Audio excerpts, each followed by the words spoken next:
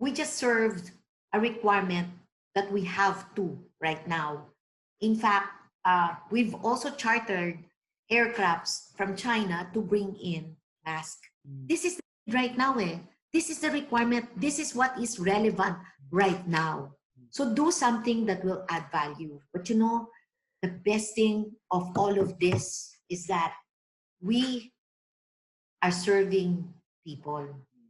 We actually are saving lives. Is the most important thing, and that's what matters the most.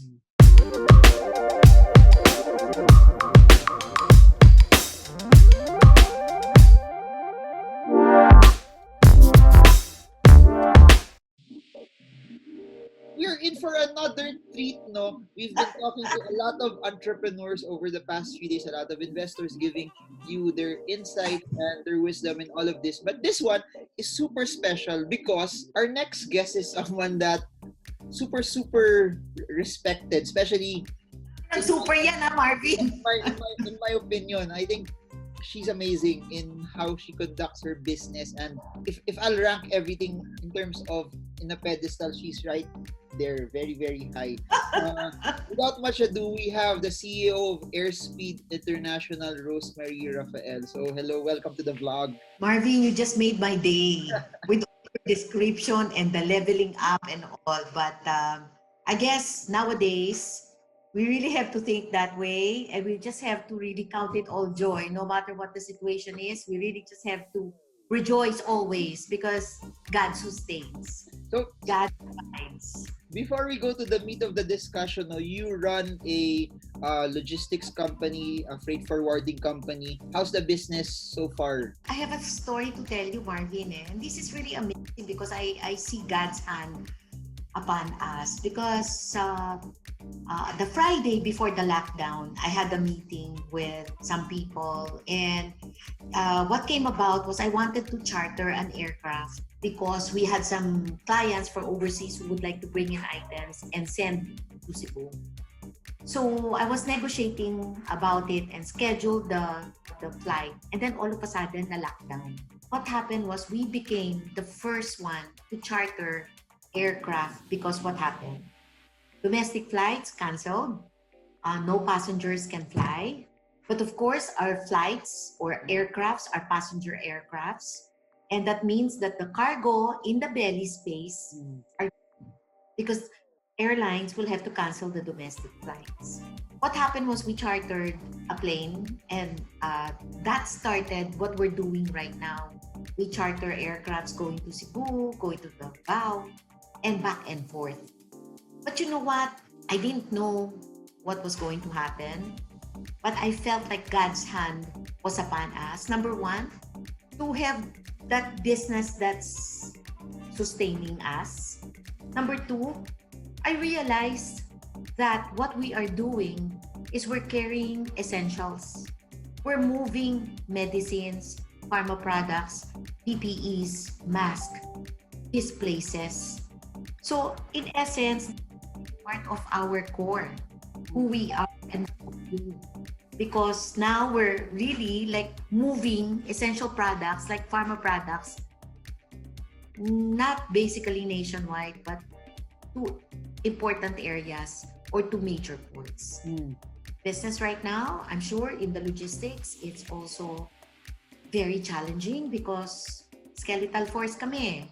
Not everybody will really be able to come to work, and we cannot force people to come to work every morning. That has been my struggle because I really have to pray for our people who are out there. To me, they're also the unsung heroes because they're out there to really deliver the essential items to those who need it. Now they also are exposing themselves out there, and we really need to always pray for covering and protection over our people, our Filipino workers out there. This was something that no one projected. No one at the end of 2019 thought na, oh, this will happen. We'll prepare for this. As a business, when things like this would happen, how does it impact your planning? How does it impact your strategies and your targets also? We really have to redo our budgets. we really have to come up with a different business continuity plan, because most companies have the business continuity plans, and we have the strategies and all that, but I don't think or we've ever imagined that anything like this will happen. What are the lessons here? Ang daming lessons eh. Number one, we really have to prepare and to plan. But you know, during adversities or during challenges will always be opportunities. There will always be times when people become creative. I've been reading and watching some people who are creating plastic mask out of plastic bottles. I know Father Mandoling Francisco has been doing that in Ateneo. Everybody's like trying to do what they can. I heard that Raho Laurel opened up his shop or his production line, not to make gowns or fashion items because that's not relevant right now. But what's relevant are the PPEs. So I believe he's doing that. A lot of people are doing like cooking, food deliveries for hospitals, donations for the food and delivery. So at times like this, we cannot let virus put us down. Times like this, we really have to come up with means and ways of how do we rise above this. And when this is over, are we ready? Are we equipped? Are we prepared? Just to share with you that nobody's an exception. I'm sure that people in any level are in fear. But when you are in fear, like what I do, I just listen to my favorite music. I listen to some music that's going to encourage me, that's going to give me hope, because there's always hope, always a future. And I believe that after all of this, there's going to be a bright future for everyone. And my suggestion to everyone watching this, when you're scared, just rewatch this video. I'm sure that's what will give you hope also after. No? What if this drags on longer? No one knows it. I've said this in different videos that people are saying that the peak in the Philippines for the pandemic will be by May pa. So people don't know how long the lockdown will be. If the lockdown will drag on longer, it means that a lot of the establishments will be closed. And a lot of the, either you sell a product or you have a service, a lot of them will get zero cash also. If this drags on, as an entrepreneur, what should be your advice, especially for SMEs? No, I think SMEs will be one of the biggest hit in all of this. What can they do to at least stay afloat in the midst of all of this? Right now, what's happening is I don't think anybody's really spending a lot, right? So lang ako, tipid ako sa gasolina, tipid ako sa toll and all that. Look at what you have. Look at the resources that you have. And this is one time that really we're encouraged to, after this, to make sure that we have savings. Make sure that we have set aside some funds so that when cases like this happen, meron tayong bubunutin, meron tayong pagkukuhanan. But okay, let's say for example, for those who are not able to set aside funds, what can you do? What do you have? What's your strength? What skills do you have? Let's just capitalize on that. I don't think anybody can sell fashion accessories right now if you're into fashion accessories, because what's moving right now are the essentials, the basic. Companies like supermarkets, my gosh, they're really like booming right now. The basics, rice, everything, all of that. Parang make a shift of what can you offer to be able to earn money. I know somebody who actually is brave enough to go to the palengke and buy meat, and then she sells the meat to her neighbors. So I know somebody also who's like coming up with food items that they can also deliver to a particular area. And then, as I mentioned a while ago, companies who are in a different category are now changing and doing PPEs, doing masks, doing anything that is actual essentials and relevant at this very moment. What you have to think of, what is relevant? What is the added value that you can come up with? In the beginning, I was like saying to myself, because we're not really heavy on moving pharma products. We're not. We move general cargo, we move perishables, we move different types of cargo, but we're not really exclusive on moving pharma products. We just served a need. We just served a requirement that we have to right now. In fact, we've also chartered aircrafts from China to bring in masks. This is right now This is the requirement. This is what is relevant right now. So do something that will add value. But you know, the best thing of all of this is that we are serving people. We actually are saving lives. Is the most important thing, and that's what matters the most. I just have a question on top of that. That's number one, trying to bring in revenue. For some that's find it hard to do to pivot quickly, the next thing that they can do is to lessen their costs. So Yes. what do you suggest? Where do they find the cost for, sa rent ba, or they try to negotiate their loans or their employee? What's the best attack for it? Because a lot of people they don't want to hit their employees quickly kasi they value also their employees, but for some they have no choice also kasi wala na talagang pumapasok eh. Katulad ng sinabi mo, Marvin, they can just negotiate. If they have any debts or loans, they can negotiate. I'm sure that people will be able to help. Number two, whatever they have there, they just have to maximize the resources that they have and try to spend less. But I'm sure that people are spending less right now. Only the essentials are needed. Number three, like what we do in the company, because I know that there are some areas wherein work from home is not applicable. Okay, how do you equip yourself? How do you prepare yourself? So we're coming up with trainings online. So that is part of the work from home for those who cannot really report for work or kasi worker sila pero hindi makaalis. Right now, do you know that I'm sure expenses are way higher? Why? Because we have to purchase alcohol, vitamins, mask, PPE for the field workers. That's one. Number two, there are companies that shuttle their employees for them to be able to go to work, shuttling back and forth. Or even I know of some companies who actually house their workers near the office so that there's going to be like easy access to the office. These are added expenses but are necessary for now, because I believe that after this there's going to be a surge.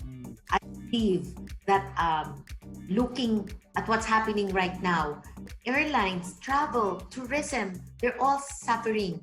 But I heard that some hotels or some buildings are now being utilized as accommodation for some workers. That's what they're doing right now. So there's so many things that we can do for that. But for those who really don't have anything to do right now, well, I suggest you equip yourself, prepare yourself. Look at this as preparation time. Train yourself, learn new skill or enhance your skills. Preparation for what's going to happen in the next a month or two. Do you recommend selling assets in order for them to stay afloat? Or they sell portions of the company or get investors para they have cash at this time? My question, Marvin, is meron bang bibili? That's my question. What kind of assets are you selling? Are these assets that are needed by whoever's buyer? Maybe there are buyers who would look at this as an opportunity to buy low. Because when you sell now, you sell low. But if you have assets that you don't need naman, and there's a market or there's somebody who's going to buy, then sell it. You don't need it. It's one time that you really have to look at what matters most to you. Is this really necessary? Do I really need this? Can you imagine all the gowns that we have or the nice clothes? We cannot even wear this right now because we cannot go out. I'm not even sure if there are going to be big events. As I said, look at what your assets are. And if you really don't need it, then let go. Release it. If there's a buyer, then go ahead. I want to address naman those that are employees, kasi there will be employees that for sure will most likely lose jobs, and also the entrepreneurs that after all of this they might really lose everything. If you were in their situation that they would have to rebuild everything from scratch, how would you do it, and at least what's your advice for them? They're employees who probably can work but are scared to go out. Diba? Ganun eh. Siyempre, and you cannot blame them eh. But do you know that there are jobs available right now? But it's really up to the person, no? It's really up to the person. In fact, I just read something that there's like a website or a company that will supply you people, because really and truly there's a lack of people right now. But for service industry, for logistics industry, for even hospitals and all that, there are now workers who are willing to help out. Okay, this coronavirus, if we know how to address it, then we will be able to avoid it and not be contaminated.